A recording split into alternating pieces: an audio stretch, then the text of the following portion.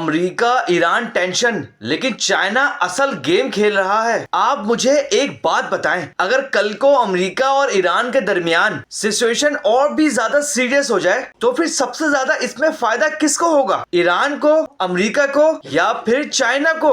आज मैं आपको ये सिंपल अल्फाज में समझाता हूँ कि चाइना असल में यहाँ पर क्या कर रहा है और क्यों ये बहुत स्मार्ट गेम खेल रहा है। सबसे पहले सीन समझते हैं। अमेरिका और ईरान के दरमियान न्यूक्लियर प्रोग्राम पर टेंशन चल रही है, टॉक्स हो रही हैं, लेकिन दोनों में ट्रस्ट बहुत कम है, सैंक्शंस का प्रेशर भी है। अब नॉर्मली तो देखा जाए आप सोचेंगे कि चाइना ईरान का दोस्त है तो फिर वो शायद ओपनली ईरान का साथ देगा, लेकिन यहाँ पर ट्विस्ट है। चाइना ने क्लियरली स्टेटमेंट दे दिया है कि वो वार को सपोर्ट नहीं करता। वो बार बार यही बात कर रहा है कि मसले का हल सिर्फ डायलॉग और डिप्लोमेसी में है, यानी चाइना सीधा जंग में कूदने वाला नहीं है। अब सवाल ये है कि क्यों? देखिए, चाइना दुनिया का सबसे बड़ा ऑयल इंपोर्टर है। अगर मिडिल ईस्ट में कोई वार होती है तो इससे ऑयल की प्राइसेस हाई हो जाएंगी, ग्लोबल ट्रेड डिस्टर्ब हो जाएगा, स्टॉक मार्केट गिर के रह जाएंगे और सबसे ज्यादा इसमें नुकसान किसको होगा? बड़ी इकोनॉमिक्स को, जिसके अंदर चाइना भी शामिल है। इसलिए चाइना का प्लान सिंपल है, ना अमेरिका से टकराओ, ना ईरान को नाराज करो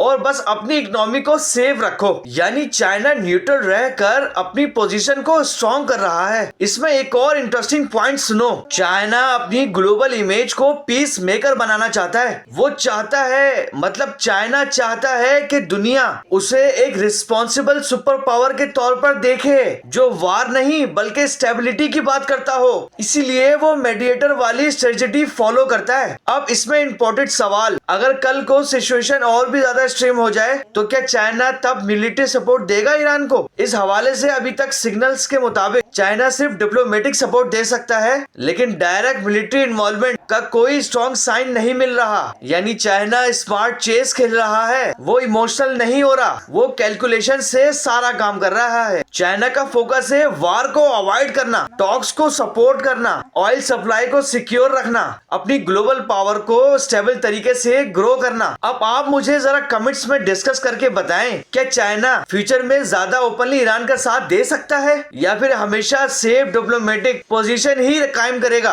अगर आपको ये पॉलिटिक्स सिंपल तरीके से समझनी है तो चैनल को सब्सक्राइब करें, वीडियो को लाइक करें, अपनी राय का इजहार कमेंट्स में जरूर डिस्कस करें।